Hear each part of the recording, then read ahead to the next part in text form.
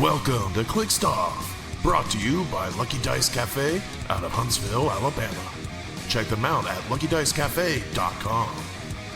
And now for your hosts, Daniel Powell, Jason Alvey, Alex Coos, and Tylor Spees.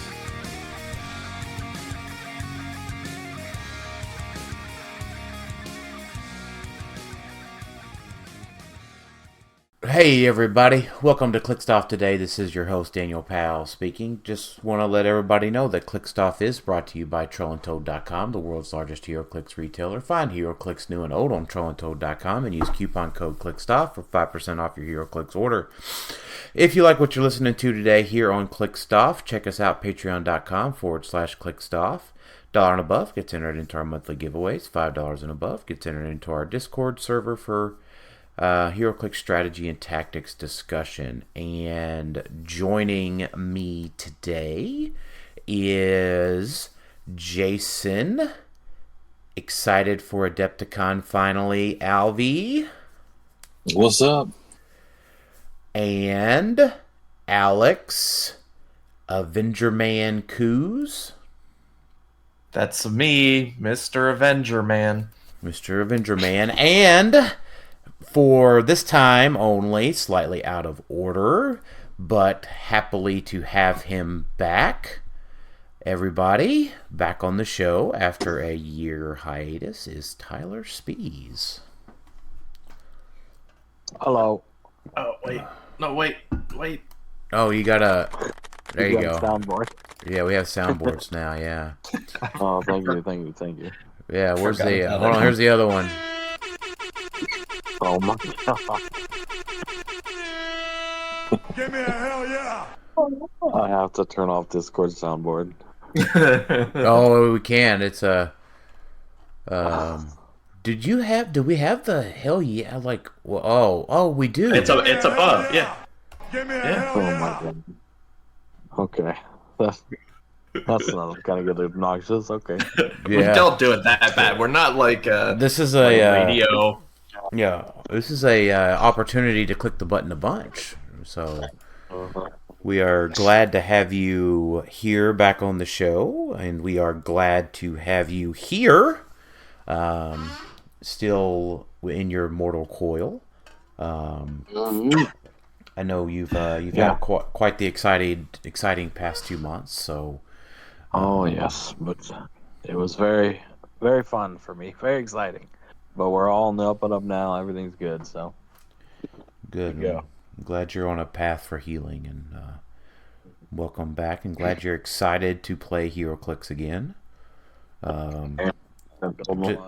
So I just want to remind you that in all of this stuff that you're excited about, you know they didn't change the theme team rules back, right? I did, or I do. But people are playing theme teams. Yeah. Well, they have to for Scott Porter's. That's really the only reason. Has a lot to do with that. But they did say that they were gonna try to, put the power of theme teams into like traits and stuff like that. I feel like they've done an okay job at that. Yeah, I mean Scott Porter is just okay. So Yeah, but Yeah, he's okay. my what I'm most excited for is for the stupid big maps to rotate out. That's gonna be the big thing for me. Yeah, I mean, I'll say everyone was a little apprehensive about small maps, but having played on it for, I guess, a year now, I don't ever want to go back to big maps. Like, small maps is fun. I always love the idea of small maps. I just hate that there were two sizes. It's hard to plan for. But, I like small maps. I like that there's 4 different sizes you get to pick from. The terrain makes it more dynamic. I liked all of their map changes. I just wish they would have, clean slated it. But that's agreed. rotation, so. Yeah, that would have required them to get rid of everything up to I Batman know. Team Up. And Logistically, it would have been rough. they already went, in my opinion, too far on their rotation as is. So yeah, sure. I got some stuff that probably was for the best, because there probably, I'm not saying there probably would have been a lot of not any negative feedback from the 4 of us here, but there probably would have been a lot of negative feedback from the community saying they wouldn't have gotten, the use out of things that they paid for. Yes, there would have been. And Well, that's justified complaining, I think, if that happened. So well, that's I just would have preferred it myself. That's some of the problems I'm having currently. Is like I'm looking at what I need for the upcoming season and like Nats and Worlds, and so looking at like Mephisto or Carnage Silver Surfer, it's like if we're going by how they did things last year, those things should rotate because they will have 2 worlds by the time. So do I want to buy something that lasts 4 months? Does that mean sets that are coming out now, I need to be more aggressive and like making sure I get it to get the full year and maybe a year and a half? But basically anything that comes out in July, like May to July, is just kind of effectively going to have a year and some change. Yeah, I just don't like that. I don't like that at all. You just don't get enough time. I like that it rotates after Worlds. I think that's how it should be. But yeah, a lot of the stuff is. Yeah, I don't not like that, but I think it ought to. I mean, a year and a half is just not. No more time than we get to play. It's not enough. Well, I mentioned this before. I think the problem is that when Worlds is done, we've got 3 months of like nothing. So if those were 3 months full of like modern, like we're still hitting the ground running, starting the new season, then it would feel way better. But is that effectively? Is that a segue, Alex? What? No. So we did get an announcement from Wizkids today that Ryan, I don't know how to say his last name 100% correctly, but I'm assuming that it's Ryan Opal K, or it's Opak. I'm just going to go with Opal K for now. So he recently joined the Wizkids team with the sole goal of ramping up their organized play and events marketing efforts. He has 11 years of experience working as a contractor for Gen Con, which is really exciting. That's a second largest gaming convention in the world. But he also brings 2 decades of experience as a competitive gamer, trading card games, and he is super excited to join the team and help us out with that. So that leads us to our first question tonight. So let's just talk about him a minute. So they've hired somebody. Obviously, this gentleman looks like he probably pulls a salary. So there's a new commitment to OP 18 months after they announced it at Gen Con 2022. So do we think... And then again at World 2023. Yeah, so do we think that we'll get WKOs... No, we lost Jason there. There's Jason. Do we think that we'll get WKOs back this year? No. I wish, but I'm not. I don't know. This year seems early for that guy to make that big a change. And I don't even know. I would guess it's... I don't know. They might bring... I'm not sure. They might just do other stuff now. They move past WKOs, but... it's not... So, I know we've got, retail chase boosters coming and all this other kind of smaller stuff, but, we're not satisfied until... Just to be clear, we're not satisfied until there is a year-long circuit of 300 Modern and sealed WKO events, WKO-sized events. They can call it something else, but something that had Con LEs. Do we want them quarterly? Is that what the goal is? Quarterly, yeah. Quarterly was the goal. Yeah. No, quarterly was what it was before. We had fall, summer, spring, and winter. Yeah. So, yeah, you had the November WKOs, you had the February WKOs, the April, May-ish WKOs, and then the July WKOs. Yeah. I think it's definitely not likely to happen this year, because think about how long it takes to get stuff in production. And so if they're thinking this guy's here, he's going to start pumping out maybe they're like, hey, let's do WKOs. Well, they're going to have to tailor some of their Con LE structure to fit that. And that, I mean, obviously they're making Con LEs again, right? We get stuff announced for Depticon. So Well, and we also still have the store championship thing that we still have not heard anything since Worlds. Like that was their big thing was store championships. Here's this cool looking Deadpool. Yeah. It's going to be a thing. And in my head, that's their replacement for WKOs. They're just calling them store championships. But I just want to, who knows? just real quick say, this all seems like very good news to me. This seems like the most active Wizkids has been on social media for a while, like ever, maybe. You know, that new intern is doing those surveys, which seems great. They hired this new guy for marketing and OP.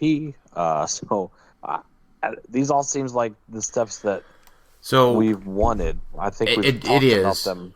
We have. So I just and I think what Jason's maybe thinking here. These are very great steps. We are very excited for all of this news, but we don't get to stop. We're not going to stop. We don't have it yet. Wait until we have it. Results, results-based evidence That's here. fair. So whenever we get the announcement, I'm just saying, WKOs. This is very great. hopeful. Yes, I am hopeful, but I am very realistic that we need the results of these folks' efforts. But my feedback, Anthony Barnstable asked what was our feedback on the question. We can all talk about the survey that we filled out. But my feedback to Ryan was, said a little blurb about Clixed Off, the world's largest HeroClix podcast. We have we are. Hey, I finally figured out the soundboard. No. So I told him where we played, right? Big Bang Toys, Comments, and Games in Owensboro. We talked about it, introduced the podcast, world's largest HeroClix podcast. We run the biggest Facebook group dedicated to competitive play and HeroClix news, based on from a fan-based perspective. And he's like, "Why are you telling me this? This isn't a question on the survey." So I typed out quite a bit. And submitted it. I missed that's a question on the test. I must have been back. Yeah. So yeah, that'd be awesome if we get some communication there, or if he comes on the show and talks about plans. That'd be crazy. That'd be awesome. Yeah. So but we'll see. The invitation the invitation's always open for anybody from Wizkids to be on the show at any point in time. They're always welcome to be on in a official or non-official capacity, right? If they just want to get on and talk about how much they love HeroClix and whatnot and tell us to not ask about stuff, then we can do that too. Whatever capacity they'd like to be on, we will be more than happy to have them on. So one thing I'll add about this Ryan Opalk is I think this clearly, obviously not definitely, but probably still going to have tournaments at Gen Con for a while now, right? Like if he's been working for Gen Con for so long. Well, I think hopefully this gentleman's Gen Con experience will help Wizkids navigate the Gen Con system in such a way to not have this restrictive tournament structure. Yeah, hopefully it can enhance the experience. Yeah. Well, that was still a space issue, right? Because they still had past year. It was still small. It was, but if you remember, it was better. But and I don't remember any details. But my memory, if my memory serves me correctly, is that there were empty tables all around us. So it seems, which I don't think that's not them. They were assigned certain tables. I know, but they joined. They signed up for Gen Con late, I believe, is what we learned, because all the events came out and the Wizkids stuff came out way later. Well, hopefully this gentleman's first job here is to get Gen Con underway too, and they haven't announced it though this year yet, unfortunately. Well, so they did announce Worlds. We did hear Worlds dates. We did hear Worlds. Totally awesome. Yeah. Yeah, we did hear Worlds dates, which was great. Another big step. Yeah. Yes. Well, Something we've been I don't asking know. for what, 3 years, 4 years, something like this. Hey, that is true. But when it happens, we gotta No, it's great. acknowledge it. It's great. I'm not saying it's not great. Yeah. Yeah, I'm and here for it. another big step that kind of cascaded a lot of this, Tyler, while you were gone, is the creation of the Wizkids HeroClix specific Facebook page. Like that was it used to be just here's Wizkids, and you'd get flooded with like all their products. Oh, They I need to made follow. they made a Wizkids HeroClix specific, and that's where that's where we saw the announcement for Ryan. That's where they do a lot more of their promotions now, and they're a lot more active than they were before. Like it's Okay. way more active than they were before, and the things to keep in mind. Adding these new people is great because the marketing area of WizKids is like very small. I talked to a few of the people at Worlds, and it's like a couple people, and they kind of like it's bad, but it's getting a lot better, and they're doing a good job with what resources they have. So I'm very hopeful. Oh yeah, they just promoted the Rock Cup on their page. Yeah. Yeah, they did. So, but yeah, big ups for the World's announcement. Big ups for hiring Ryan. Big ups for the interaction with the intern. All great news. Now, let's... Real quick. I was going to say, let's see the execution of that. Go ahead. Yeah, real quick. September 12th through the 15th. Let's at least say it. Yeah. World is is September 12th through the 15th in Graceland again. So, which is great. It was great last time. Yeah. So definitely great for us, right? So yeah, I thought it was organized very well too. Yeah, like, I'm hoping. So it says it's the 12th through the 15th again, which was the same Thursday through Sunday of last time. Mm-hmm. I'm hoping the big improvement for this year is Pulp on Thursday. I think the schedule is fine that we had, except start Pulp earlier on Thursday so that we can have a full Swiss and cut tournament for Pulp. Hashtag Trash Clicks, baby. Second place in the world, baby. Thanks, Alex. Trash Clicks. I like it. Tyler, if you missed out, my second place Pulp World Championship is adorned along with my other trophies in the spot of regalia in my office. I bought a small trash can like Oscar the Grouch is in from Amazon, in which that is stored with a piece of paper that I printed out on my black and white LaserJet printer and cut out poorly, and everybody quite liked that. So, but I'm very excited. It's got a warm place in your heart. It does. I never thought I would do that well with Pulp, and after Gen Con, at Gen Con, Tyler, I did not do well at Pulp at all. I built my own team.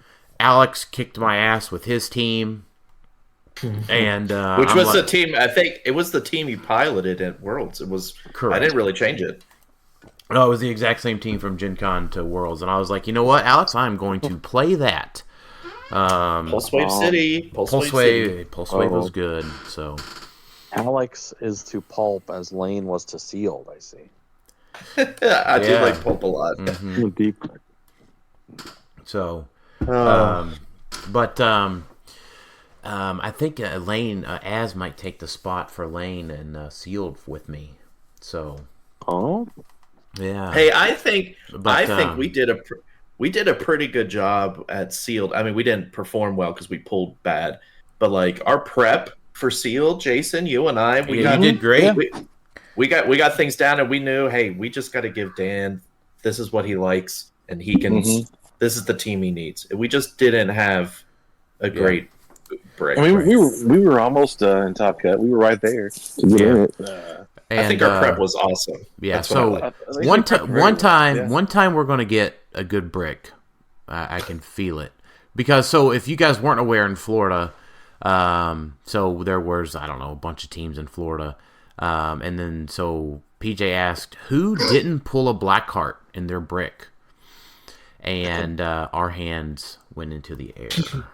So we did not pull a Blackheart or a Chthon in our brick. You were the only one that didn't. No, there was probably about like 4 teams that didn't. And we were excited at first because we're like, "Oh, PJ's just going to pass out a Blackheart to us all." That was not what happened. We got a set of Dyson tokens from the Dial H guys via Wizkids. So, Oh, you won the booby prize. Okay. yeah, it was. I'd have much rather had the Blackheart.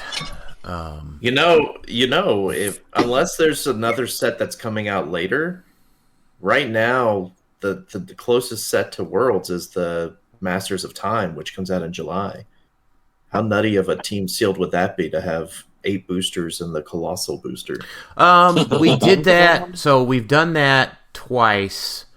Well, so we did the Colossal booster the year I won Rock Cup with Uni. We had the Mighty Thor set, which worked fine. I mean, I don't even think we played our big guy because it was probably like Miss Marvel or something. Wait, did you get to pull? No, you know what? You know what? No, I think at Rock Cup we didn't get to use the big booster. Yeah, probably not back then because they weren't doing a full brick for the team seal. That's right. then. Yeah, we didn't get to use the. Yeah, so that's what happened at Rock Cup. We didn't get to use that, and then the year after that, the summer of 2018, we had Avengers Affinity that had big So figures there were in. Colossals now. Yeah, big figures in every booster. Yeah. Yeah, because we haven't had this since Mighty Thor, and Yeah, that was the last one. For the big mega boosters on the end, yeah. Yeah. so. But yeah, we haven't talked about it on the show. I don't know if you guys talked about it on the No, last we episode. didn't. Yeah, no. I think the announcement. I think the announcement with the picture of the brick came out between that last show and this one. So Yeah, so that set drops. We have an official. It's July, Masters of Time. It's an 8 booster set with a Colossal booster. The Colossal will have a Jurassic Jurassic League. Is that what they're called? Yeah, the Jurassic. Which they fixed it. They made a mistake in the solicit and it got caught because originally the Colossal booster said it was 7 figures and a giant one in it, and then they came back and said no, it's 3 and a Colossal in it. And I'm sitting here, I don't know. The MSRP is what, 190? It's pretty 189.95 or something. And I get 8 boosters, and I understand I get the Colossal, but that's got to be weird for stores, man. Like, You also get a legacy card. sure. Yeah. It's getting pretty high, man. It's It is. Like I'm curious why the MSRP had to go up when we lost 2 boosters. the Like Colossal. if it The Colossal must be really good. Wow. I think it's just about that much price, more what a big expensive buck. probably to make, and then that's probably where it comes from. But I mean, we just got. The not War of the Realms. I keep doing that. Wheels of Vengeance had those weird boosters that had 3 figures and then a Twinkie base. So like it was. I know it's not the big tall booster, but they had unusual packaging. I'm curious about this. Like those figures have to be good. If they're not good, like if it's got to be at least Mighty Thor good, if not better. Mm-hmm. I think they'll definitely be good, like because Wizkids is in the past couple years has been very good about making the rare figures very good, and that's what it seems like it's going to happen. Like they want you to buy the figure or buy the boosters, and that's how they do it. I'm hopeful. Yeah, we're hopeful. So, but more to come on that later this summer. So, Yeah, we got 2 sets before that. yeah, we do. Oh yeah, that's right. So I forget about Deadpool. a little bit more on event organization, which Tylor almost segued us into. But we do have some stuff about, some questions about Rock Cup. Who asked those specifically? So Matthew Gronhide, what are your thoughts on the controversial Rock point situation? How important is it for the Rock to keep its promises? Should promises be made in the first place if they cannot be kept? Is the first answer no. I just want to read because Matthew had some comments on here. So we got an announcement on how the points were going to work at Cup this year. Howard had to change that. Points are going to cards and kits, and so just as a reminder here, the Lucky Dice Cafe does sponsor the show, but that is not going to temper our opinions of this, because I do have some opinions, and the points situation I don't think was handled very well. How would you have preferred it? What about it don't you think was... So when the Rock WKO points were announced in 2019, there were a few things that the points were going to be able to be used for. They're going to be able to use for stuff in the store. They're going to be used for product, stuff on the Lucky Dice Cafe store, food at your in-person events. Yeah, we were all there for the 2019 announcement. I don't remember.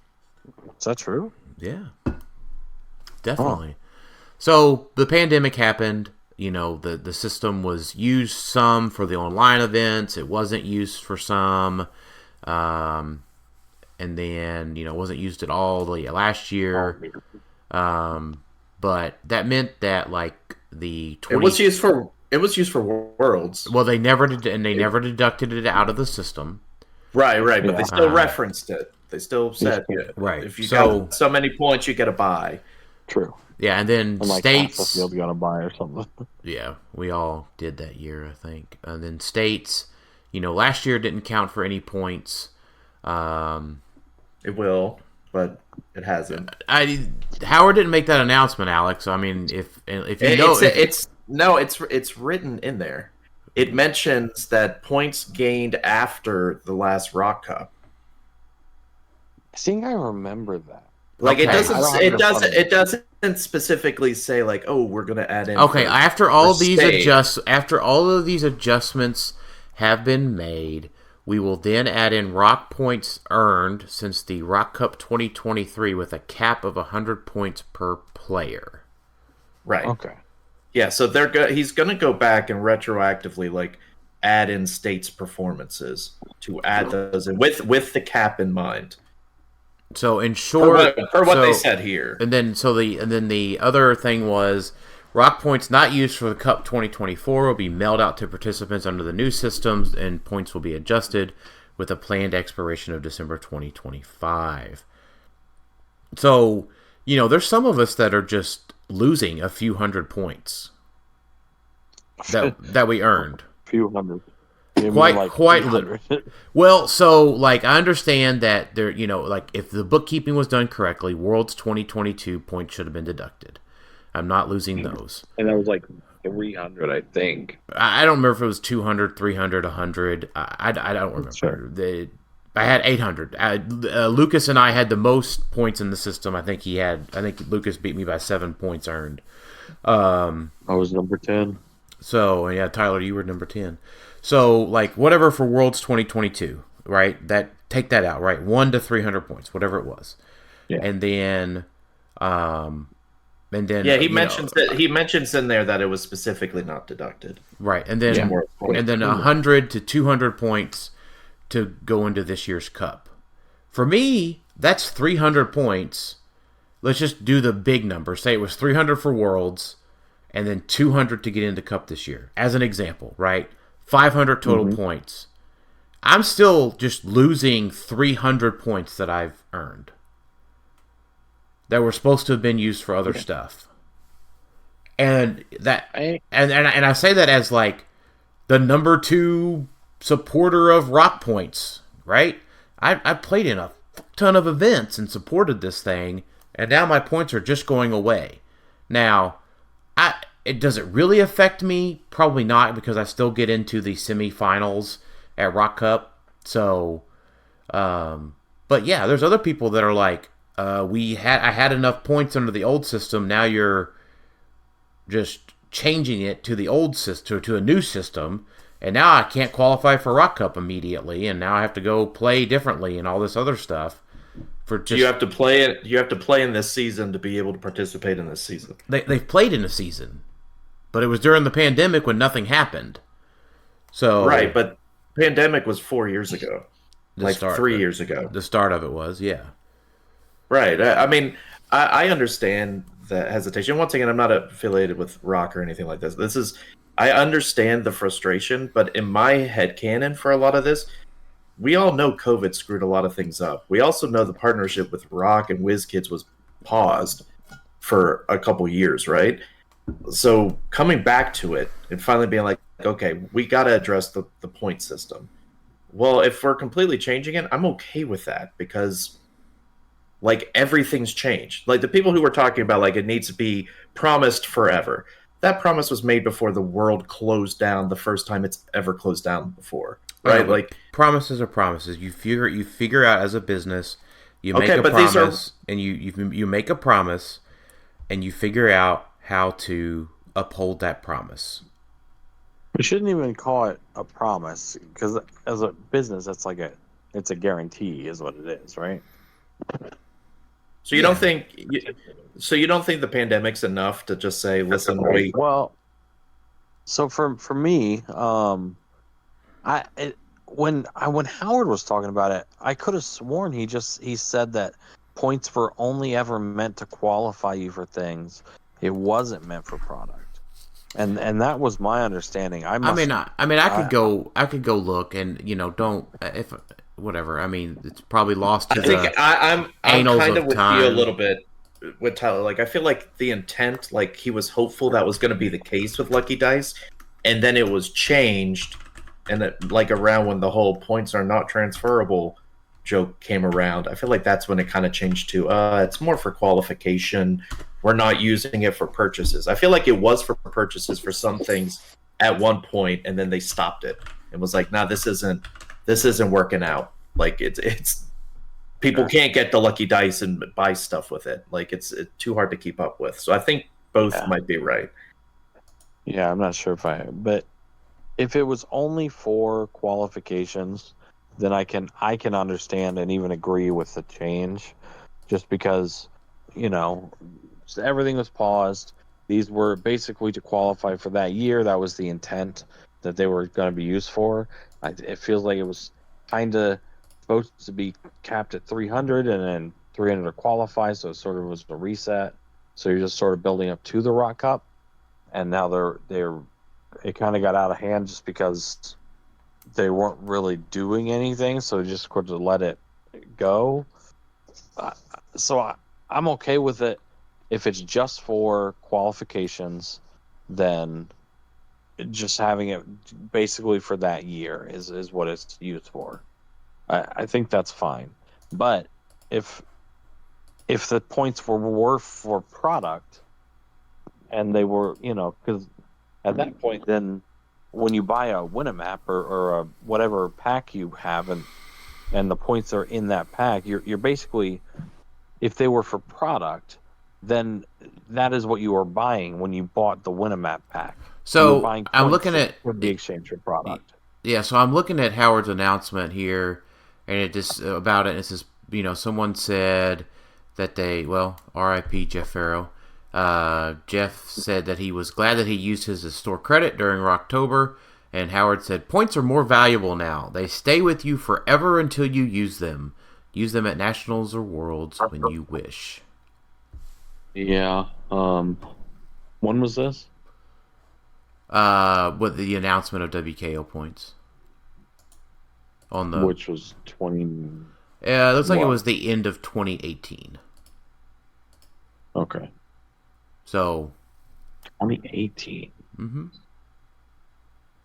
Wasn't there a reset after that? I can't even. It's so complicated. I don't Well, that's know. the problem, is that this whole thing has changed several times for whatever reason, and it's like Wizkids deal and not deal, and so. And the pandemic. And It feels like for me that the miss here starts to become just let people play. It's creating these points are creating an unnecessary barrier to entry to freaking play. Why are we HeroClix. gatekeeping? Yeah, just Why? Well, World's being open to everybody. We had a huge attendance and it was great. So yeah, why? 2 years in a row we had over 150 people at Worlds. Everybody showed up, everybody played, everybody had a great time. And why? What is, if it just doesn't make sense to me. let me ask you, because the best parallel for this, because I agree, the best parallel for this is obviously back when it was TCG points, right? That's kind of what he's wanting to go back towards a little bit, where once Rock Cup happens and everyone's zeroed out, we go to this new system where they're printable and you can like trade them or whatever, right? Like they have a value, quote unquote. Did we like that system? Like, was it nice having points that had like? So I'm okay. I'm already qualified. I win a regional. Now I have something I could just sell to somebody. So I'm okay. Was that nice? So I'm okay with.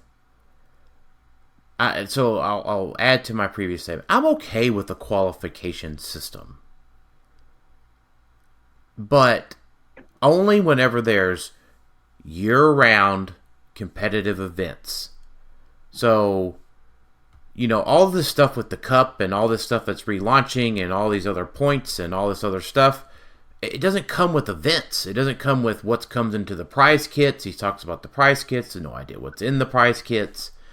It's like it's a half-launched, unfortunately, Howard, it's like a half-launched plan, right? Like, maybe you should have just waited on the points and just gave everybody some sort of benefit with their points, and then announced the cool prize kits, the cool series that you can do, what states coming up, twice a year states, and, all this other stuff whenever you had a little more info later this year. Just give folks the benefit of the doubt for this year and then make a full announcement a little bit later this year with all of the changes to points and such.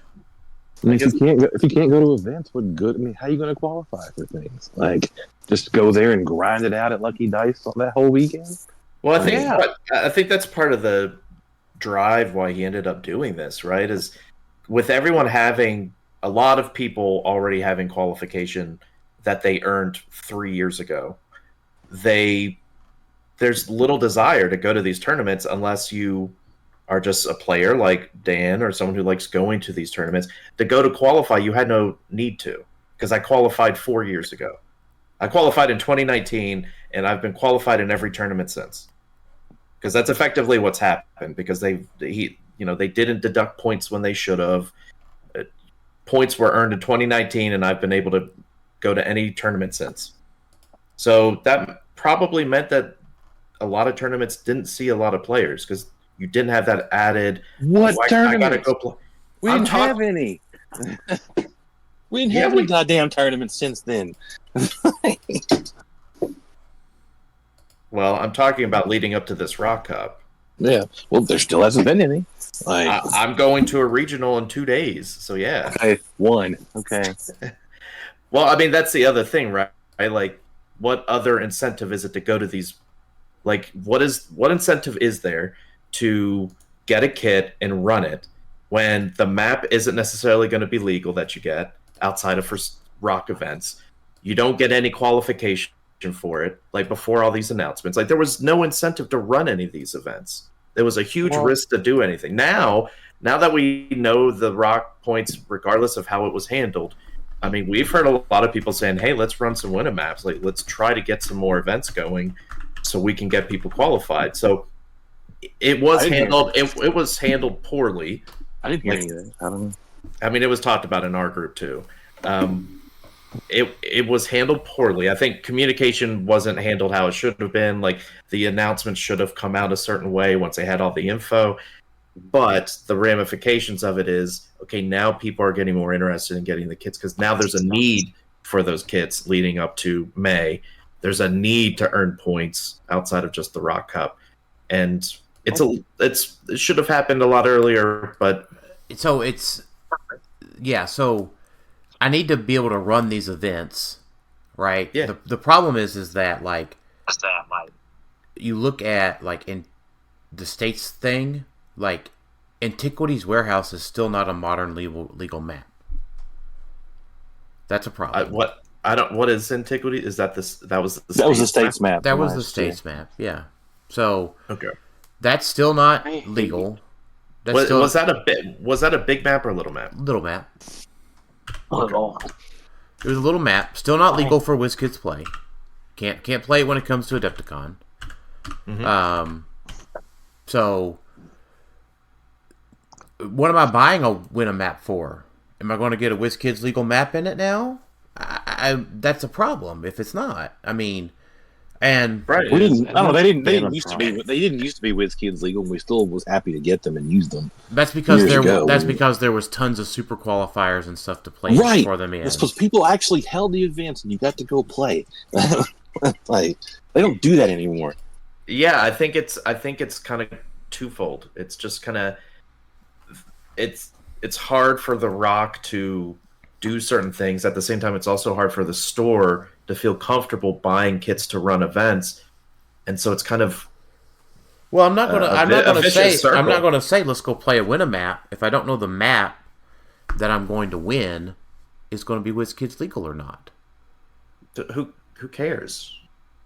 That to Jason's point, before the partnership, people didn't care about that. Yeah, but as long as people start running Rock tournaments, then that's true. But we still need to know, right? Yeah, they haven't made an announcement one way or the other. Right. They're gonna be. And the thing is that it comes back to the original question of Matthews of promises, right? The promise was that Antiquities Warehouse was going to be a modern legal map, and I will say. I understand that people are working on things in the background and conversations are happening, but it comes down to the evidence. The evidence is that the Antiquities Warehouse is still not legal, and it's just not happening. Real quick, for one, I don't know the Antiquities map because I didn't get to go to the States. Was it promised that was going to be modern? Yeah. I don't remember the promise. That's why I'm. I don't know. I'm googling all of the promises, but I found the stuff about the WKO points. Like I know the maps were always going to be like Rock Silver Age and like that. Those were always going to think. I didn't remember the announcement of these maps going forward are going to be modern legal for WizKids. It could be the case. I personally don't remember it. I know that they said that at one point. I don't remember when or if they took that back.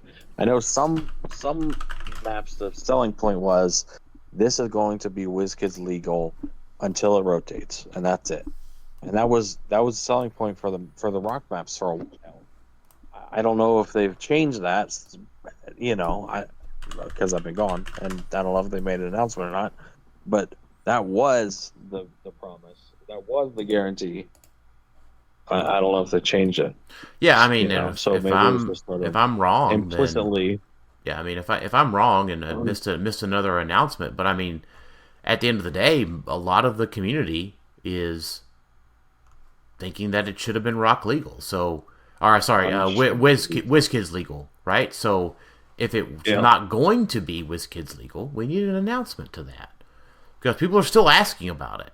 So I can definitely agree with that. Because right now the only 2023 Rock maps that are legal are the ones from Rock Cup and the HeroClix for Huntingtons, the Scott Porter map, and then the two teams maps. Just make the announcement. Just deal with the ramifications, own up to what happened, and move on. Well, I mean, I feel like that's what he's doing with the Rock points. Like, he's like, we got to go in this direction. I just have to make this announcement and people are going to hate it. But, I agree, the direction he's going in outside of qualifications, something had to be done with Rock points.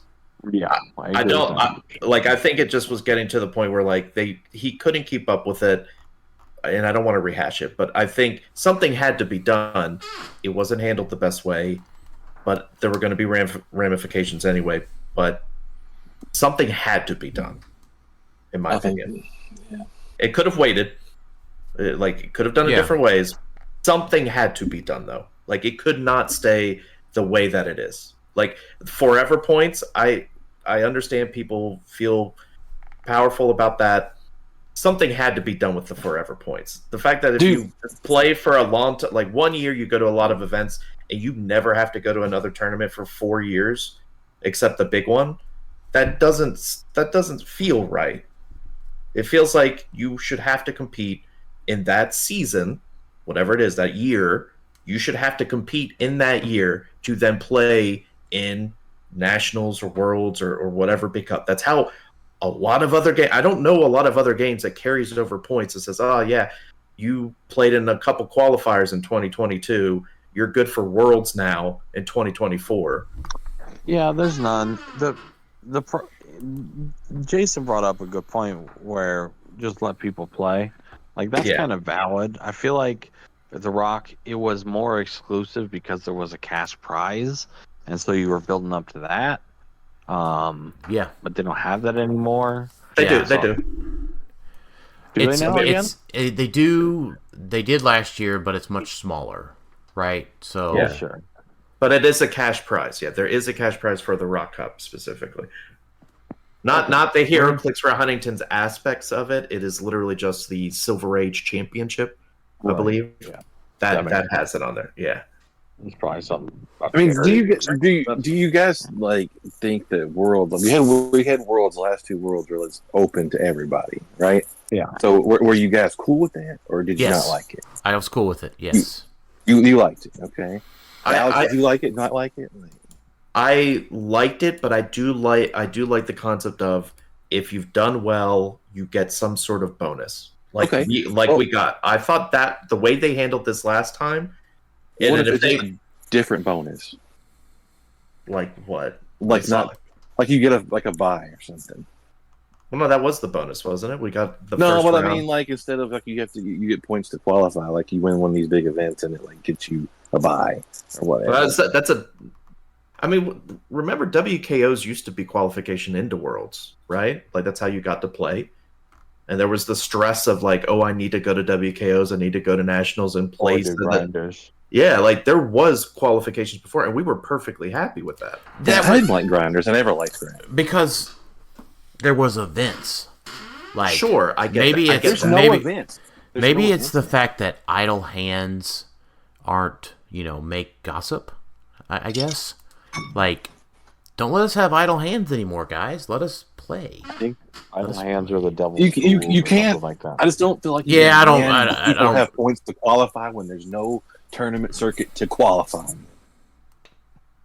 You gotta have people that want to run the tournaments. Otherwise, it just seems like all you're doing is pushing people to buy entry fees at your store to grind their way in. It's all it looks like to me. Otherwise, yeah, but I mean, if The Rock has the kits and they have them to sell, and the stores aren't running them, yeah, but why is that? I don't know. Because there's no incentive. There used to be tournaments every friggin' weekend, pretty much. Because there was incentive. Now there hasn't been because no one wanted the maps because they weren't legal or whatever after the hiatus. The pricing is Silver Age pricing, right? We can all agree it's not amazing pricing. This past Modern States was great pricing. Yeah, that's not copyable for every quarter, right? That's a lot for Wizkids to produce in my book. So I don't think that the kits weren't desirable enough. I think the change to the rock points, if you throw out the whole bumping everyone down, but making it where you earn rock points and they have a value, and you need those. That's what sells kits. And when that was taken away, people did not buy kits, and so that's why we're in this weird back and forth. I think people quit buying kits when it quit being modernized. That's definitely a separate that's probably true. That is true. Let's go back and look. But that also has to do with the partnership and like the I'm tired. hiatus. Yeah, I get it. I hate it as a partnership. Maybe it's not a good choice. Right. Well, But maybe. maybe it needs to be re-examined. Well, the thing is do you keep the partnership knowing that maybe rock points help you get into worlds? Do they? Or, well, that's what I'm saying. Like, if they do, if they don't, then he's doing exactly what you're saying. He's keeping with Silver Age because that's his thing. But like, what I'm saying is like, do you take that away? Let's assume they do count towards worlds. Do you take that away and just say, okay, the points you earn are only for rock stuff, and then we can play modern? Or do you say, okay, we're going to keep working with Wizkids, so all our tournaments can still feed into worlds and whatnot, but we do Silver Age? See, I don't understand why they have to be exclusive. Like, why WizKids has to run modern on their own official tournaments and nobody else can. I don't get that. That's I mean, nobody knows except for WizKids because they did it. I don't understand the logic behind that. I just don't.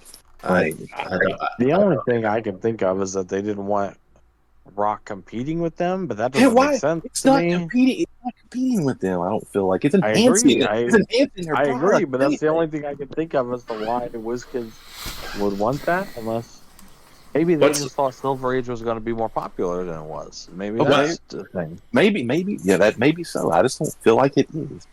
Well, and that's I think the saddest part of all of this is like COVID really screwed a lot of things up.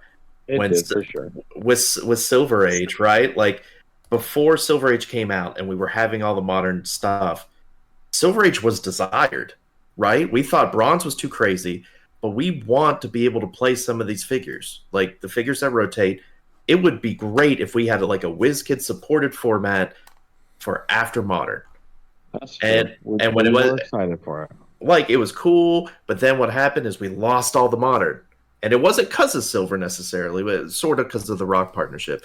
Well, But now they're kind of competing because we don't have enough modern age, and so we feel negatively towards Silver because we feel like it's taking the place of modern, which it is somewhat because of Rock, right? Rock's not doing modern, but I try to keep that mindset of I think Silver's fine. I think it's a fine format. We just, like we've emphasized, I feel like every 10 minutes on the show, we need more modern in general. Yep. I think it's fine now. I don't think I don't think Silver was good before, because I've said it before. Well, Silver is just modern, and then they tried it with IDs, and IDs suck. So they don't do that anymore. But I really do think that this new Silver is cool. I obviously the floor is great. That should have been a thing from the start. I like 400 because it'll let you play bigger figures that need more support, and it's just different. I don't know if anybody remembers, but the 400 limited format was very popular. People loved playing that. So I'm excited for the new Silver. I think it could be fun. I think to build that way. I think I'd like to just wrap it all around here real quick. Okay. We are excited to be able to play at Rock Cup. For the most part, except for Jason. I am excited to play. Yeah, I'm excited to play at Rock Cup, and I'm excited to get to see everybody. I think 400 is a mistake. Okay. But that's not going to just detract me from team building or helping the community here on the podcast do that. By the way, 400 Silver content coming after Adepticon. We're probably going to talk about from after this weekend to Adepticon. We're going to do next phase. We still have to do our tier maker for wheels, and we're going to talk about modern from here to there. And then after Adepticon, we'll probably talk about Silver. So we're still going to talk about it. We're still going to build for it. We're still going to go do our best and win. But I think 400 was a mistake. So I'm wrapping this all around to talk about the next thing. But hang on. So, to wrap it all around, the main point of the discussion was upholding promises. And I feel like people are still going to feel slighted about their WKO points that they're losing. and some of these other things that just were not followed up on, and just Howard take some cues from Newmark, and like just please continue to support us, but just you got to get that quality back up. That's it. Could have made it a 5-second discussion, but the quality. I mean, he may have on his Wednesday talks, and just no one heard it. Well, nobody. You can't do it on a a live stream. You got to do articles. He's got a whole website for articles, and I know. If you need somebody to write if you need somebody to write the articles, you have a whole team of people, right? I mean, you literally sponsor. They're on Thursdays, right? Not Wednesdays. Well, yeah, Thursday. Thursday. You literally have a whole podcast that you sponsor that can help distribute that information for you. And so, all right. The only thing I wanted to say about Silver real quick is we have not had any results for Silver yet. There was a win a map already, which Lucas won. A win a map, sure. A win a map. You said oh, never mind. Not any. You're right. You're absolutely right. We have a like I said, a regional coming up. It's just that one winner map's not showing up on HC units, so that's why I haven't looked at it, because I don't see anything. So, am I becoming too reliant on HC units to tell me things? Yeah, probably. They posted it up though. I hope y'all do well. I mean, I know Nick's playing in it, and you're playing in it, Alex. So I hope you'll have fun on Sunday. I'm pumped. So I hope we see some fun teams. I think you'll see a lot of Porter fun. I hope you enjoy that. Even not for me, but I hope you guys do good and have a good time. Hey, for what it's worth, have a good turnout. You won't see any Porter from me, shockingly. Oh my god! That's just because I can't fit them in the 200 limit for moderns. So. So let's do a little transition talk here. Alex Mooser asked, what is the most overrated food or food ingredient in your opinion? And I will say I did consult with the Clixed Off chef du jour of Nick Ballou, and I agreed that the most overrated food ingredient currently is truffle oil. That was not my go-to. Yeah. I didn't. It's either you don't taste it, or it's overpowering on food. We know who's going to the bougie places and eating. Right? Yeah, those truffle oil. Have you guys had the truff hot sauce? That stuff's real good. What is it? It's truff. TURFF. Yeah. Yeah. I haven't. I didn't know it has truffle oil in it.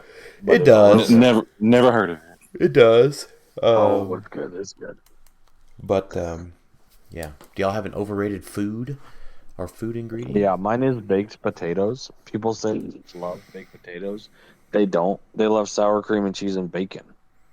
If you just have a baked potato with nothing on it, it's not good. No, it needs all that stuff you said, yeah. Yeah. If I have mashed potatoes, just mashed potatoes, those are great. Well, mashed potatoes also have butter and milk added to them, so... You put a butter and milk on a baked potato. That's not good. Well, I mean, you are. That's what sour cream and cheese is. I'm on the phone. It's different. It's all the same thing, different form. No, it's not the same. Because if I put sour cream and cheese in my mashed potatoes, why don't I do that? Okay, hold on. Yeah, you do that. You can do that. It's actually really good to put sour cream in. I'm just saying, mashed potatoes with butter and a baked potato with butter. One is good and one is bad. Anyway, I'm sorry. Yeah. So baked potatoes is fine. It's fine. It's okay to call it it's an overrated base. Jason, Alex. This might get some flag. I think chili is overrated. People put too much. I think people put too much emphasis on how their chili is made. And they're too proud of their chili. Yeah, I mean, chili's just like a stew, right? Like that's what chili is.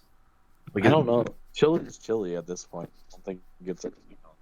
Like, I have never gone out of my way to make chili. I've had chili, and I have never been impressed. Like, I've never gone out of my way to say, man, I really want some chili. You need to try my mom's chili, I'll tell you what. Now, if it's something, like, offered at an event, I might, like, a potluck or something, I might, like, get a little bit and then say, why did I wasted space on my plate for this? I've just not been... It feels like... bad chili. Maybe. I mean, that's possible, but to me it's like, hey, this is just like a Tex-Mex type meal, which, you know, you could say, you know, what is it, a Jim Gaffigan joke about Mexican meals? It definitely takes the right type of chili to be good. Yeah. Like, it's hit or miss for me. Yeah, I just think it's overrated. Like, people are like, oh, we got to get some chili. I'm like, yeah, no, we do. We're having a potluck. Who's bringing the chili? Well, what about, like, other things? Is there something else you could bring? Jason, what about you? Well, I'm sure I'm going to catch some flack for this probably. Onions. Oh my goodness, you're one of those. Now, are you talking onions as an additive, or yes, like, because like fried onions? Are you yay or nay on that? Onion rings. Nay. Okay. I've never had anything that was better with onions in it than without it that I know of. Everything has onions in it. Yeah, I don't know. Everything does not have onions in it, and if it does, it's definitely overused. It doesn't use. It's like the base of all cooking is onions and garlic. Yeah, see, I don't like that. Yeah. Oh my goodness, I love onions. No, I don't. I don't want them in my chili. I don't want them on my burger. I don't want them. I don't want to see one. So Jason, if someone puts down a blooming onion in front of you, I'm not eating it. You're just like, goodness. You're like, no thanks. Nope. My wife loves that stuff. My dad loves it. This is I don't get it now. This is almost as bad as you not liking gravy. I like gravy. I don't like gravy. I like gravy just fine. What the hell are you talking about? What was the thing you didn't like? Was it gravy? I thought it was gravy. No, I love gravy. No, jelly. This is as bad as you not liking jam and jelly. Jelly. Yeah, that's what it was. Jelly. Yeah, this is as bad as your jelly. If you've never been able to eat a bloomin' onion with the sauce at Outback, if you think that's bad, oh my gosh.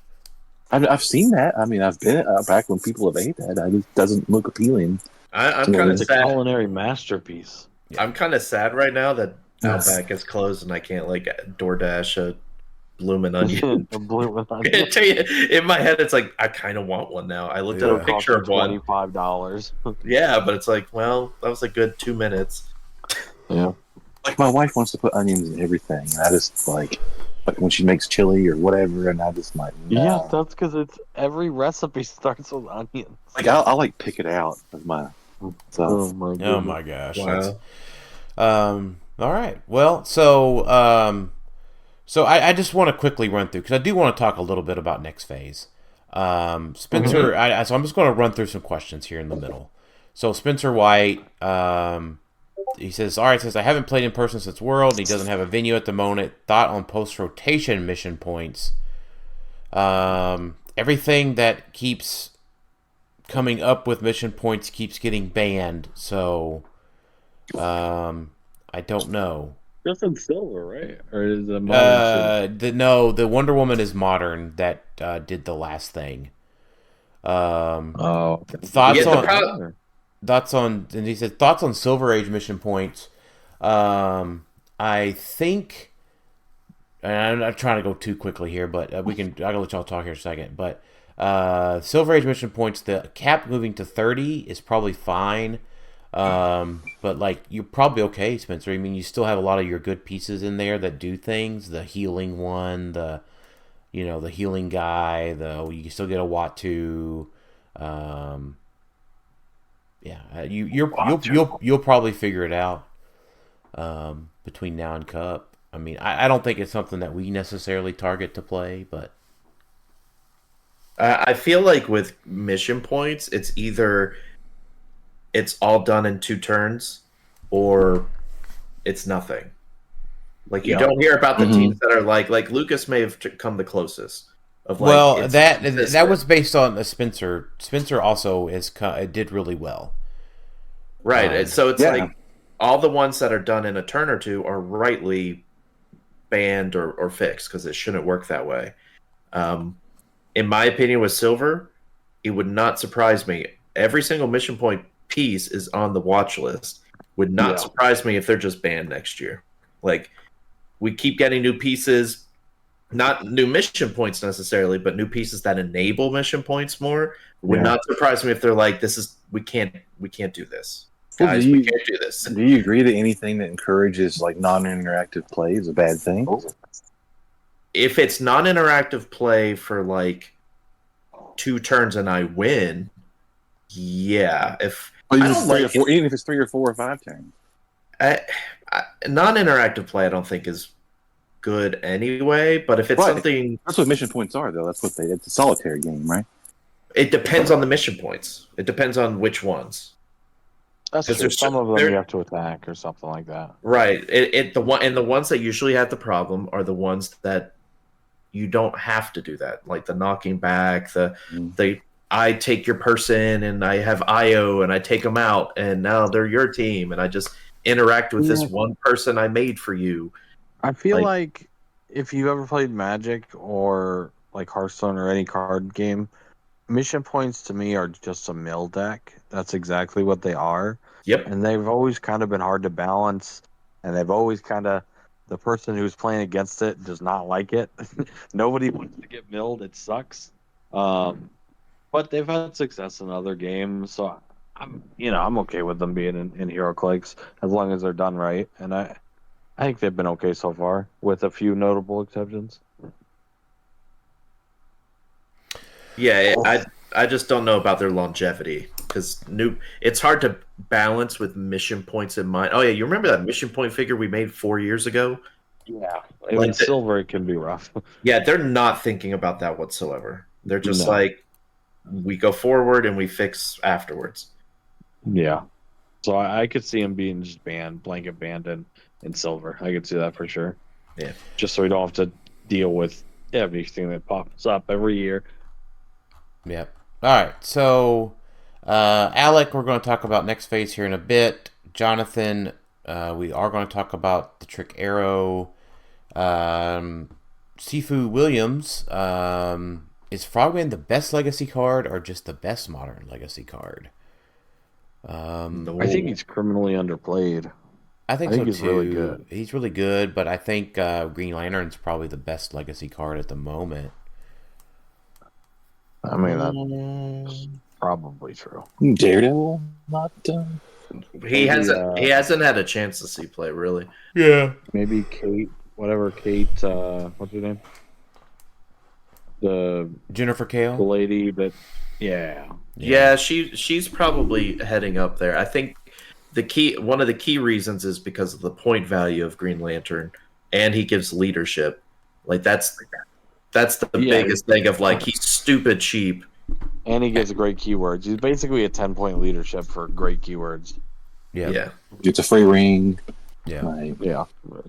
Yeah. He gives great, and now he's a avatar of the gods.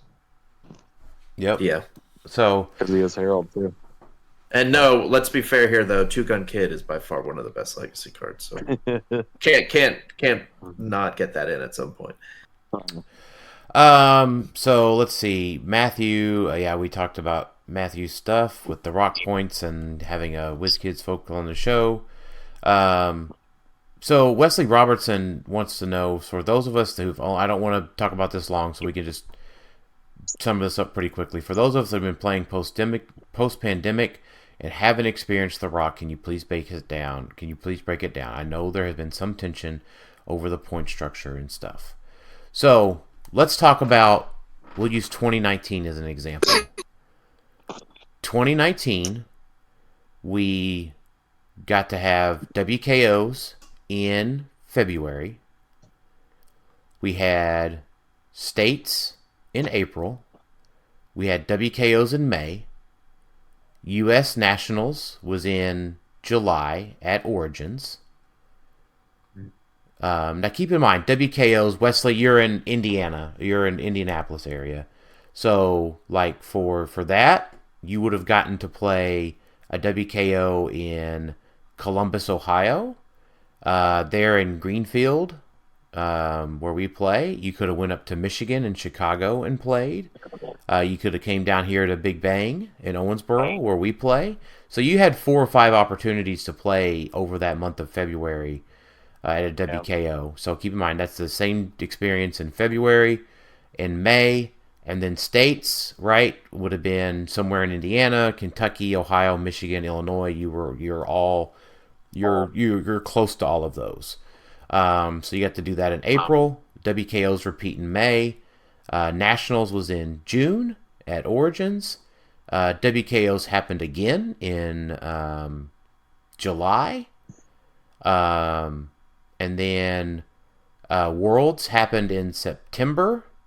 Also in 2019, The Rock ran events at Gen Con, so that was in August. September was Worlds in Memphis. October was a bit of a break. And then that year in 2019, we had WKOs and Popper States in the end of October and November. Dang. Yeah, that was good times. So, I mean, I do think the pandemic was a big part of that, you know? yeah. And that's the next year. Oh, it undoubtedly was. Well, I think that, And then also I totally forgot to mention that in 2019, October wasn't empty because we had the Rock Cup in October. It was still Rocktober in October. Yeah, that's right. Yeah, so that was... I do like this. I do think that was a smart change to move it to May, though. Right, so what that would look like in 2024 would be WKOs. We'd currently be in the middle of WKO month. We would have states coming up in April. This Adepticon thing would have been cool to add in. Totally looking forward to that. Adepticon, then WKOs in May, and then WKOs in July. U.S. Nats in August, and Gen Con would have still been fine. September would have been Worlds. And then, obviously, Rock Cup was in May. HeroClix for Huntington in May. And then fall WKOs in November. That's what 2024 could look like.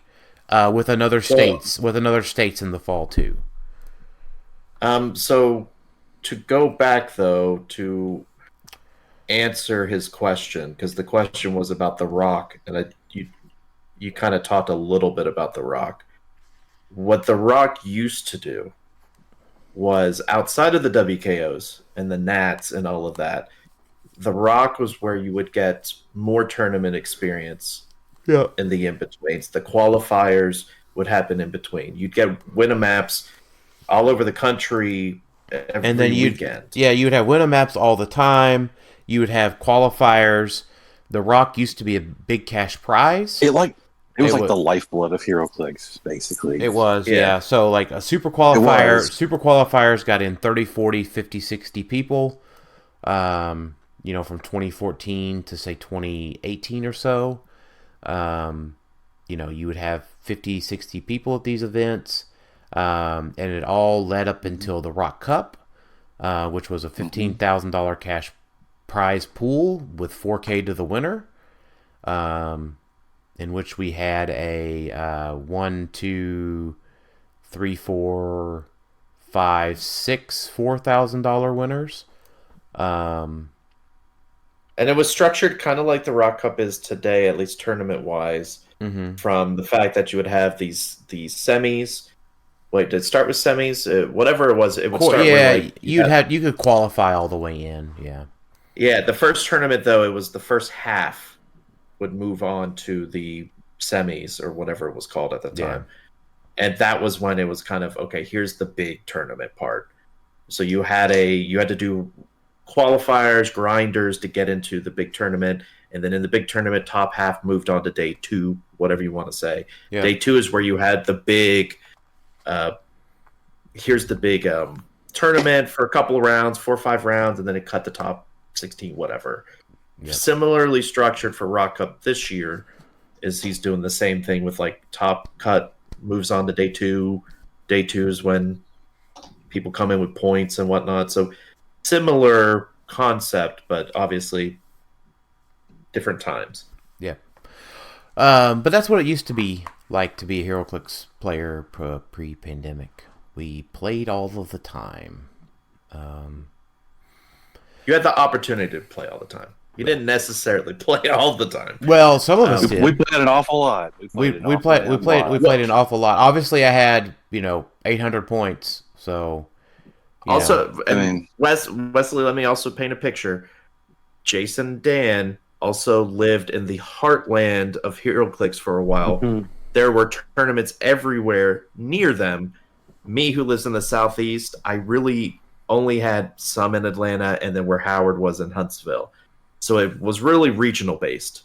So you see why we're so upset we don't have that anymore. So and that's why and the thing I'm is not that upset. The thing is that we did travel a lot. We had tournaments in Missouri, up north. We had to go to Ohio, Tennessee, Indiana. Go to Ohio.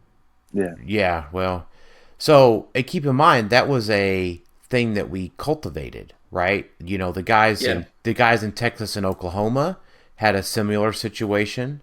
The folks up in the Northeast, similar situation. It was regional based. I mean, it was just where you were at. You had there were hot spots. Like Florida had a big base too for a little bit. Yeah. It's just based off of where you were. So that's why you might have some people listening. Like, I never had what you had back then. And it's like, well, sure, things have changed and regions for regions. I didn't have that either. Doesn't mean I still don't want that to come back. And I don't want it to be bigger. Like the fact that we're running a regional here locally is huge. We've never run anything like this in Chattanooga. Yeah, it's awesome. Yeah, I'm pumped that Aaron decided to do it, and we had a decent amount of people say they're coming. I think we're up to 20 something. Okay. That's which is good. That's good. I mean, not bad. All things considered. 2014 to 2019 was like the golden age of tournament play. It was for sure. It just was, and then everybody's dragged their feet after COVID. Well, you lost a lot of stores. I think that's a lot of our store play place is gone basically because of that. Yeah, we used to have 3 places to play, and we have one. One turned themselves into just a store that sells nerd stuff. They don't even have tables anymore to play. Yeah, and if we had a decent spot to play like we used to, I think Dan and I probably would have put on stuff just because we could. But so I think we don't have that now. We probably would put on stuff, right? I mean, when we've held our own Clixed Off tournaments, we have a place where we could hold stuff. But the problem is I can't put it out there to buy a kit. Because I don't know, the value for the kits hasn't been there. They're not built back up. You got to give us a kit that's worth playing for. And that needs rock points to qualify for tournaments. That's just kidding. I'm not bringing it back up. That I will add. As long as those things can be bought and sold, they have no value to go. Right. You can just go buy your way in. Just go. Rock points is all you got to do is just buy your way in. It's unfortunately, the rock points at this point is no short of just a I'm sorry to say this way, it's no short of just a cryptocurrency scam. It's an artificial gatekeep to go play. Just let people play at any rate, and keep your promises. So another thing, Dan, that's changed is also we've grown older and we have families and. I know. I have a son that's now old. I have a son that's now old enough to sit at a HeroClix tournament and watch his pad, so that we can bring him with us. Because guess what he does at home is watch his pad and play games. So he's now old enough where I could bring him to the tournaments, and Sam could play again, and we could travel. and have Theo just watch his pad at tournaments while we play. Yeah, but that's one of the reasons why, like, we've been talking about another Clixed Off tournament, and it's like, it just hasn't come to fruition. Everyone's been busy with lives. It's hard to organize all of that and make it happen. So, all right, let's move along. So Peter Marshfield asked if we would rather, a rather long would you rather question. And I think the answer is I'll just bring Mr. Chomps back out of retirement before I have to fart in the elevator. This is a very interesting thing since no one can see the question but you. Let's read the question. Yeah, so would you rather... Oh, yeah, you haven't heard that whole story, yeah. Yeah, would you rather be forced to consume something media... would you rather be forced to consume something media, that one song, TV show you can't stand, food, that one thing you can't stomach to look at, or eat or experience, that one weird interaction you had, like letting out a fart in an elevator every day for the rest of your life, or be forced to bring Mr. Chomps out of retirement and make him team up with Gator Tot? We'll just definitely. Definitely. That's a pretty easy one there, Peter. It's a very Mr. Chomp style question. But yeah, Mr. Chomps would come out of retirement before he would make me fart in the elevator for the rest of my life. Oh, you knew Mr. Chomps was retired, right? Can you? Yeah, that was before. But who's Gator Tot? I don't. That is from Sam's show. Yeah. Oh, okay. Sudden death. Okay. Yeah. So Sam talks to Gator Tot. Gator Tot is Mr. Chomp's son, who's out with a vengeance for Scott. Yeah, I don't know if we're allowed to talk about Gator Tot for trademark and copyright reasons on this show because it's on the other show. So we getting copyright claimed. Yeah. Yeah. Mm-hmm. He probably has good lawyers. So. Fair. We talked about that gets through most of our questions, other than the other stuff for next phase. But Peter did mention Kong. We talked about it on the last show with Nick and Az. But you guys excited about Kong? Are we going to play Kong? I'm excited about Kong. Kong looks really cool and seems really good. What do you think? Do we think he's really good? I mean, I'd like to think he is. Is it only 50? Is he ever at 200? I think he's only at 50. 50. Is anything at 200 anymore? Not really. I don't. Maybe Kong is. I don't know. He's got 20 defense. That's pretty good. He would basically guarantee get to act twice. So like 20 defense ain't what it used to be. It's not, but it's still something. It is. Play him a black card. It's pretty easy to get him across the board. I mean, if we have improv rollouts. If we had tournaments to go play at, maybe we could try it out. But well, the hardest part for me is, and this is going to always be a thing, is like, let me look at 50 points. 50 points is the two Scott Porters or it's Carnage Silver Surfer, and it's like it's hard for me to say. Yeah. It's like because of stupid Carnage Silver Surfer, I'm looking at Kong more negatively, even though Kong is perfectly fine. I think he's probably playable, but I can't help myself but say, well, for 4 clicks, one of them a stop click, like Carnage Silver Surfer is just better. The good news is that Carnage Silver Surfer does not one shot or one round Kong. Because he reduces penetrating. He reduces penetrating damage, so if he does 2 to him, that puts him 1 click before his stop click, and then he has another 2 to him. Then that puts him on his stop click. So, I mean, I just think you can't. 200 just doesn't work because the other 150 points gets you so much other stuff.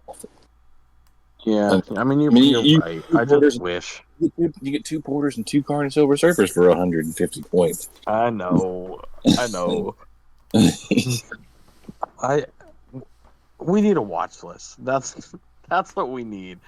Okay. Or it's time. Or too long. For another 150 points, you get 3 more Kongs. You get 4 Kongs for 300 points. 4 of them. That's true. Or 4 corners Silver Surfers. See? It just can't stop. They really should have added a 100-point click. To call. Like at number 15. Like 15, line that's what I 15. was saying. Yeah. 15 at a 100 points. That gives them 3 more clicks, another stop. So it's 100 points. You get 2 stop clicks of Kong. That's cool. Like that probably would be playable, but not 200. No, because people will just say just play 2 of them at 100 or 2 of them at 50, which is true. Yeah, because that can be that's just attacking more. Two of them at 50 is going to be one better than one at 100. Four of them at 200 are going to be better than one of them at 200. Well, that's probably true. He does benefit from having a small team because of his trade where he gets to do 2 often. You know. Right. So, and there are other things that play into that, but I just don't think that. Yeah, but at the end of the day, right? Like you still get to take those 2 costed actions. If you just have 2 Kongs. Well, you could play. Yeah. So, like, 1 Kong acting twice is the same as 2 costed actions count as your 2 actions? Correct, it does. Yes. Oh, I didn't think about that. Yeah. So, like, okay, you're right then. Yeah. So, like, 2 Kongs taking 2 actions is the same as 1 Kong taking 2 actions. Yeah, I gotcha. That makes sense. Now, yeah, to be fair, like It's there's 1 more damage value at the 200-point line, so a little bit more damage output, I guess. But you're quaking almost always. Quaking or, making an object attack. The 1 point of damage is probably negligible. 3 damage quake from a colossal is a lot. Right. And his wreckage Yeah, it's a shame. markers. It's a shame they didn't make him theme with. I was gonna say it's a shame they didn't theme him with the super rare Harley. That also has the if your opponent's force has more characters than yours, friendly characters modify attack and damage +1. Right. Oh, sure. Yeah, it's So, also it's it's also really like yeah, that's a good one. Oh no. That's too much. It's also really sad that Kong is not a brute. Oh, yeah. Yeah, that is pretty sad. That's I was probably just intentional. I was Let's just be real. But he is a monster, right? And is he a monster? He is, but the compliment how good his keywords are. But yeah, no brute is crazy. so Jason, it's not so much that he can be an X-Man.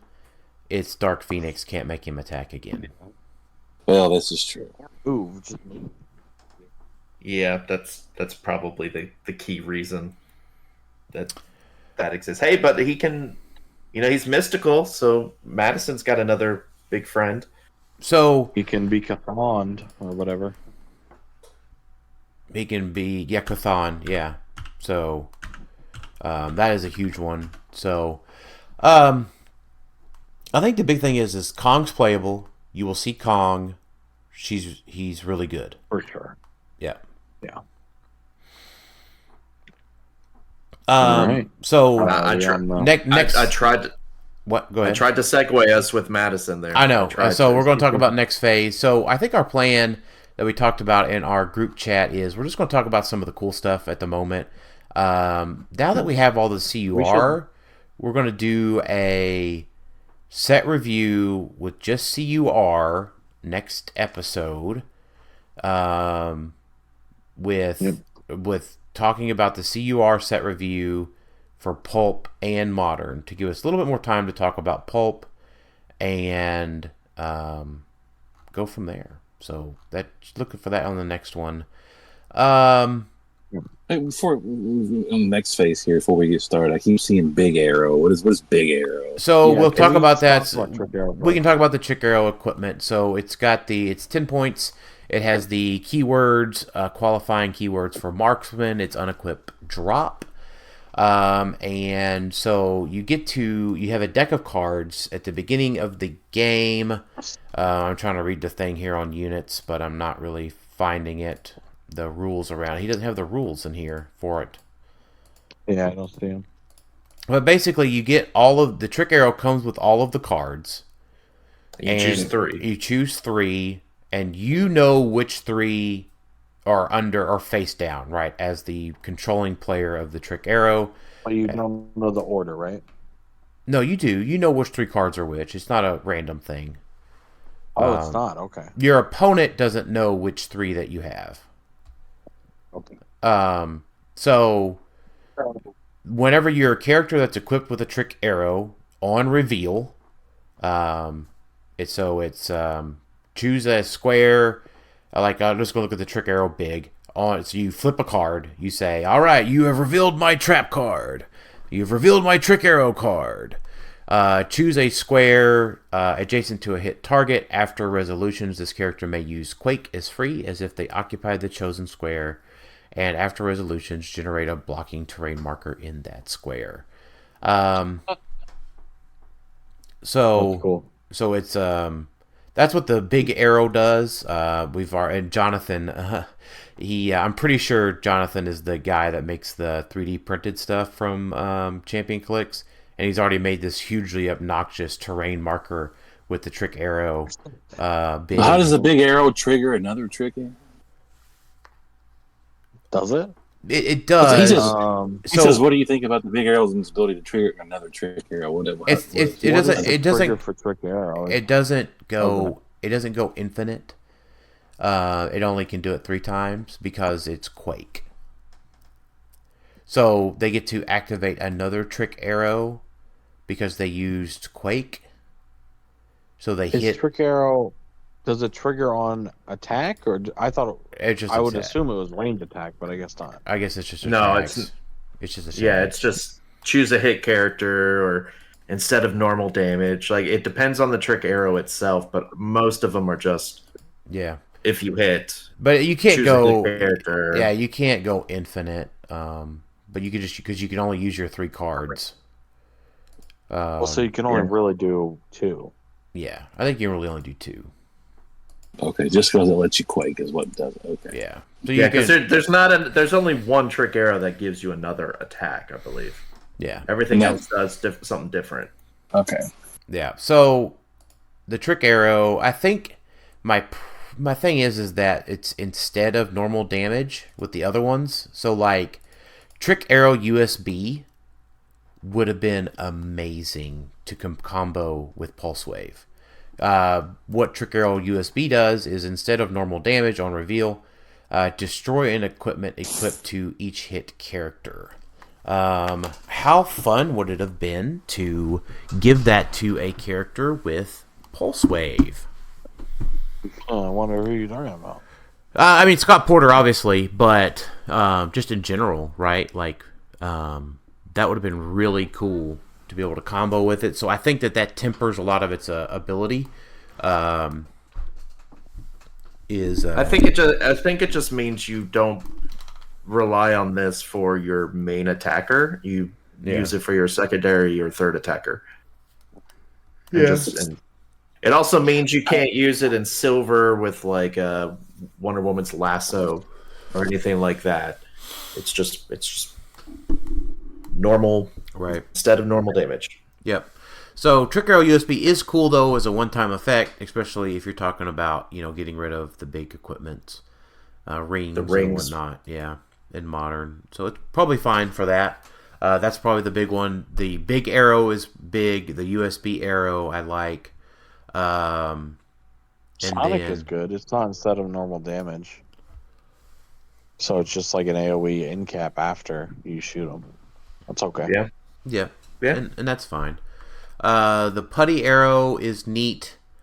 We see that a lot where you have to break away as if you're adjacent to folks and must roll for breakaway and can't automatically break away. I don't think you're ever paying for this though. Probably for the putty or the trick arrow in general. The trick arrow, yeah. Oh, I think you probably are. Yeah, I mean you totally could. It like after rotation probably, right? Like it's hard to talk about cost when you have these 10-point rings, which you often don't pay anything for. But we don't have a lot. Once the swords are gone, we don't have a lot of offensive like equipment. We don't have a ton. Yeah. Yeah. And so like that gives you things that happen in addition to your attacks, a majority of these. That's solid. It's kind of like an alchemical fire of sorts that you don't have to like roll and figure out. You just know, hey, I've got these 3. Then I'm going to play this game. Mm-hmm. Yeah. And and it keeps your opponent guessing, right? You have to assume if you're going against someone with trick arrows, they have access to all of them, right? Sure. When you're playing against, you never try to play the guessing game. You just assume they always are going to bring the one that's worse for you. But I think it's fine for 10 points. Like, I think it's hard to say that now because rings are stupid good. Yeah. Yeah. Like, once those are gone, I think we'll look at Trick Arrow and be like, yeah, it's sure. I think Perfect. there's Perfect great fun. marksmen that this is going to be very good on. So. Yeah. So that's the big one to talk about. And then, right, the avatars are big. We still haven't Avatars are seen. big. We haven't seen what the last one was going to do yet. Which should be what is that one? A mutt in his tomb, I suppose. Last year we searched for a mutt's tomb. This year we found it, and probably get to try to be the avatar. Yeah, we're still missing, at the time of this recording, a couple chases. Yeah. Quite a few. And then there's like 3 or 4 super rares still. Yeah. What do we think of Elsa Bloodstone? The primes. I don't think she's quite good enough. She does neat things. I think she's fine at 30. I think it's hard a little bit because of how coveted the Prime slot is right now with Prime Spider-Man and Magic Jaspers and stuff like that. Are you But only looking at her at 30? probably, yeah. Right now with building. Yeah, because she doesn't do. So she has charge and running shot. I mean, like. And precision strike. So it's probably a good thing And a free to. attack. It's probably good to look at her, getting her over the summer after she comes out, and looking for her after retirement. I So think she's great. So you got to remember the number of equipments are going down on a lot of important characters because they're going to become avatars. Oh, see, She also gets she's a marksman too. Avatars are just in general better than equipment for a lot of characters. See, I was going a similar. Killmonger exists. Yes, that's what I was about to say, Jason. Like, that's Yeah. right now. Equipment's going down because of Killmonger. Once he retires, this year, equipment will go back up. Yeah, she would be better if we weren't traumatized by Killmonger. Yes. Killmonger. Yeah. All right. So, So, yeah, man, that's a good. Go ahead. I don't know. I think she's really good. She gets a free attack on a character with equipment. That's precision strike 12 attack. If she hits, she gets their equipment. Like, that's crazy. And then if your attack, obviously, Killmonger is a problem for her because a lot of people aren't equipping their attackers, and that is a big deal. But I mean, she has super senses that's unoutwittable. Like, that's something. You can equip her with something else. I don't know. She gets a free or a free trick arrow. So I don't know. I see. That's I think why she's really good. I agree with you, Tyler. I think the reason why I like her at 30 is for the same reasons. Is because you're relying on your opponent to have equipment. If they don't, she's just a charge running shot piece. She doesn't get the free attack. She takes damage from everyone. So because be clear, every team has equipment. Every team. Their attackers might not, but every team she gets a free attack on. Just like that's it, right? Sure, yeah, that's probably true. Yeah, but I agree. I like her. Right now I just see myself playing her more at 30 because once again we're looking at so many undercosted pieces, right? Scott Porters, Carnage Silver Surfers, it's hard for me to look at her at 70 and then compare her to like Prime Spider-Man at 80. It's like, I'm probably playing Prime Spidey if he fits. But probably. She does. I don't know. I think she could be really good. Like, I'm also looking at keywords, and probably Mystical's the one you're aiming for. Yeah. And I like her so much more at 30 because I think she does plenty. She does That's what fair. you need at 30. 40 more points for 4 more clicks, sure. But I don't need her to do more than what she's probably already doing at 30. Her values don't get better except for damage and movement. She's still got that 12. If she was rocking like a 10 or something, right? Yeah, I'd be then more it's a inclined. bigger deal. Yeah, for sure. But I do like her. When I saw her, I was like, hey, this is another Prime that's actually playable. Because we've had a couple Primes that aren't. Yeah, and her non-prime actually might see some play too. Yeah, I agree that she's fine. She's fine. She's playable. What are you going to say, Jason? The Avatar characters chases. Yes. Yes. Yeah, there are the two that we've seen, and probably the third one. So my my target for Disney Plus or Disney Plus 2 next phase here is I've got a case or two set back, but like my funds I am currently saving up to just buy the 3 chases out the gate here right now. Yeah. But we also don't know how those retail chase boosters are really going to work. Like it's chaos, I think is how it's going to be. Yeah. We just don't. We know so little about them. They said, "Hey, retail, they've got this kind of rarity in them, and a cool deco figure, right? Like apparently a different." Is this the first set that they're in? Yes, Yeah. we have not heard anything since Worlds, and even then, it wasn't a ton of info. It was like a slide.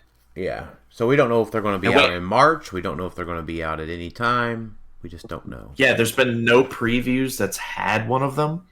Mm-hmm. And so, that's another thing to your point, Dan, like you're saving up for those chases. It's like, well, if stores are going to start running tournaments and say, hey, we've got one of these retail chase boosters that we're throwing in as prizing. Yeah, I think that's what they should do. That's a pretty big incentive. But I think that also is a big, like, Wizkids is just assuming stores know what to do with it. And so I'm worried that stores are going to be like, this is just another, we added this to the order. Yeah. We'll just sell it for $50. I'm really interested to see, like, the alternate, basically an alternate art, essentially, right? Is what it seemed like. Yeah, they said, like, Art Deco or something. Yeah. Like some unique paint job or something. I mean, that can be pretty valuable for people, and those are just cool. So, yeah, and it could potentially be like a slightly varied sculpt.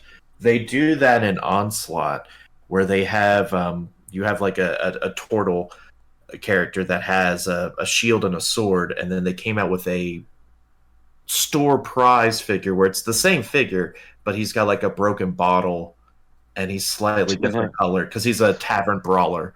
And that's so, sick. yeah, and it's same figure. You can still play it exactly how you play him normally, but it's just a different variation, and the sculpt is different slightly. Yeah. Like kind of like a Prime, a little bit, right? Like non-Prime to Prime. Yeah, it was neat. Anybody have any other call-outs for the set? What do you think of Kevin? Kevin is the return of Legacy Thanos. This is Peepers 2.0, I swear. Yeah, so I will say he has a better shot than Peepers. Yeah. So the thing is that he has to be played with the Sinister Syndicate Prime Spider-Man. He's neat. He's a really good 40-point support piece. But is he better than both Borders for 10 points less? Probably not. Probably not. Probably not. But it does show Wizkids' commitment to continuing to print improved targeting and blocking. True. So, Yay, it's not going On away. 0 attack, 0 damage figures. Yeah. Like he could be an 11 attack for 3 damage pretty easily. True. So, Hey, and one figure I want to talk about, not from a competitive standpoint, but we were talking about how Wizkids design things. Mhm. When I saw this character and I saw the card, it was the first time I've laughed at a character they've made in a long time, and that's Mr. Immortal.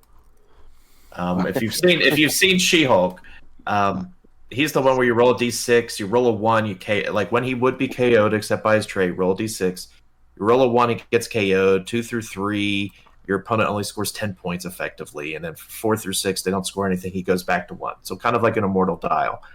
But then he has a separate trait that literally just says, free, KO Mr. Immortal. And I laughed because it immediately brought back the image of that from the show. And the fact they were able to capture that so well, and just because if you look at it, it's like that power makes no sense. Like in the game, 0 sense that he could just KO himself. But was he the in the one context that of the show? He was the one that like someone came back, like one of his past wives came back and like shot him or something? No. All of his wives, he would get married and then he would fake his death over and over because he can't die. But somebody found him. One of his past wives found him, though, right? A bunch. I think they 3 of them did and were suing him or something. Yeah, he jumped out the window or something like that. No, he broke his own neck, didn't he? Like he just killed him. He jumped out the window, I think. And he said that. I think he said, "I'm not dealing with this," and then just like jumped down. So it's funny. I don't want to deal with this situation. I'm going to kill myself, and then he does. But so if he free KO him, he can still just be regular KO'd if you roll a 1. Yeah. He's not really playable. No, competitively.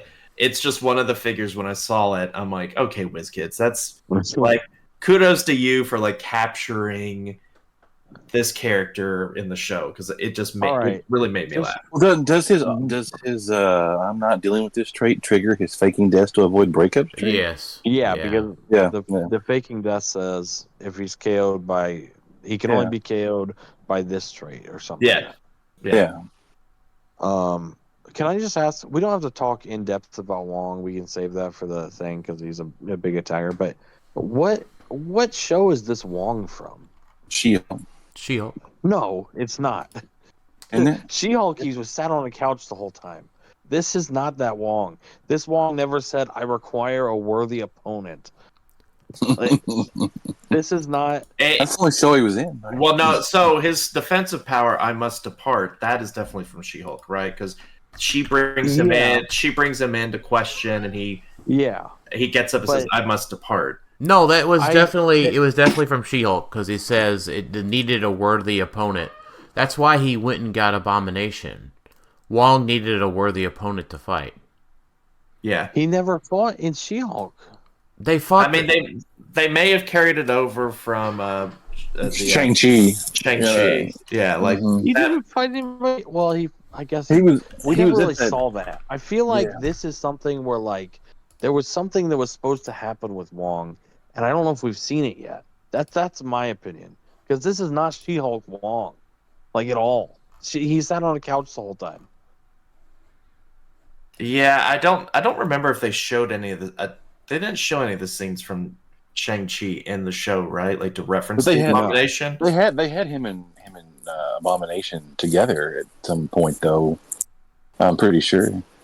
Like, now I'm gonna have to go watch it. Didn't they go through a portal together? Like, they did in Shang-Chi. I don't remember, but that's my conspiracy theory. We're gonna see Wong do some badass that he was supposed to, like he got delayed or pushed back or something like that.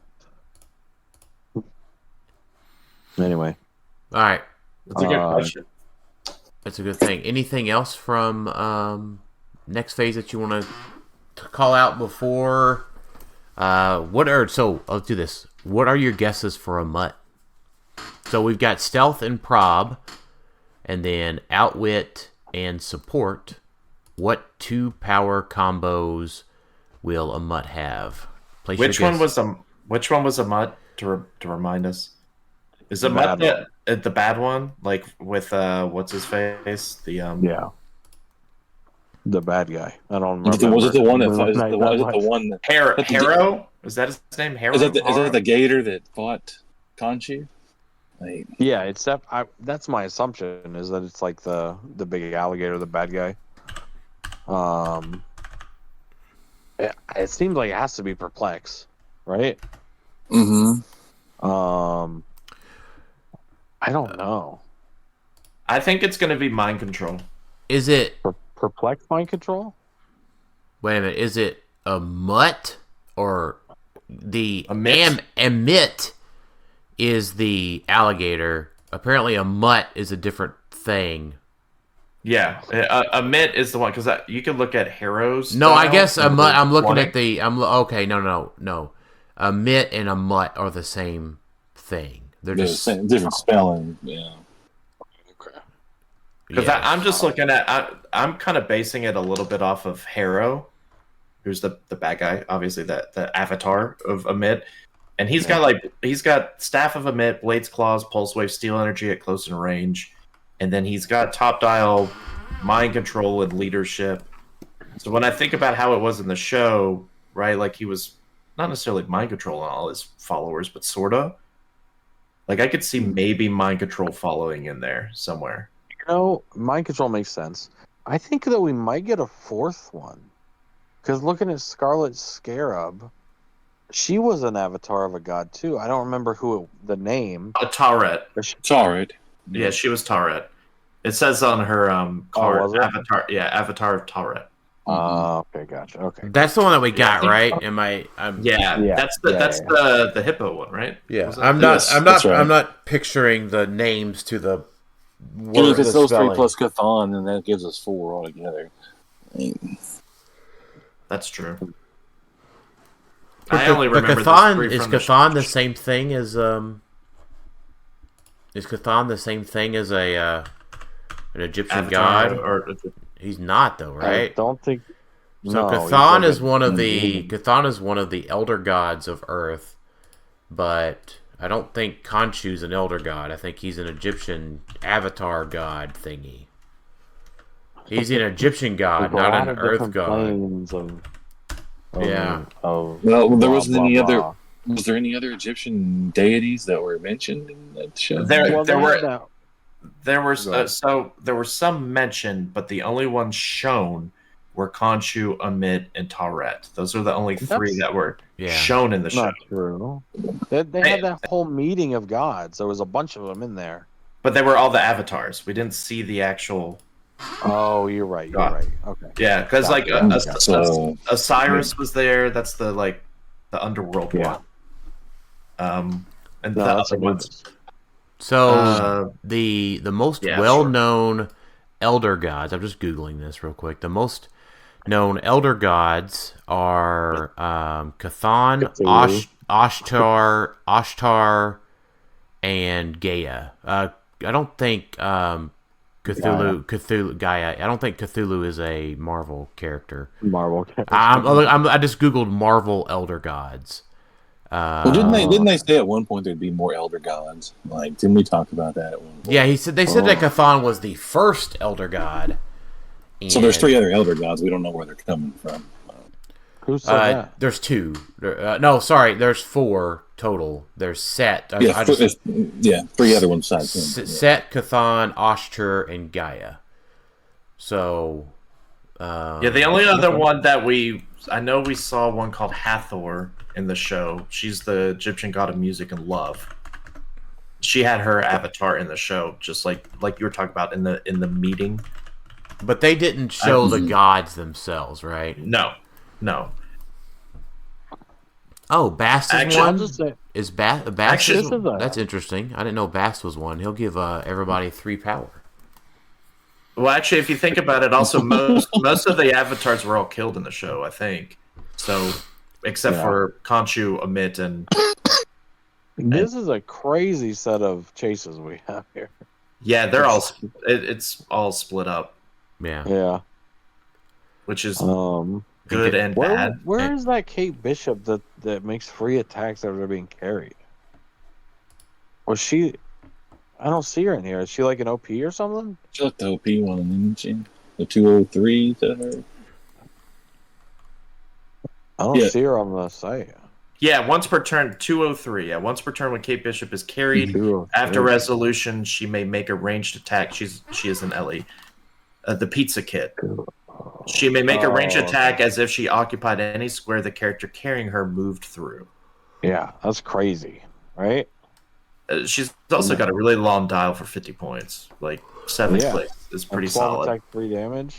And she chooses she can pick range combat expert.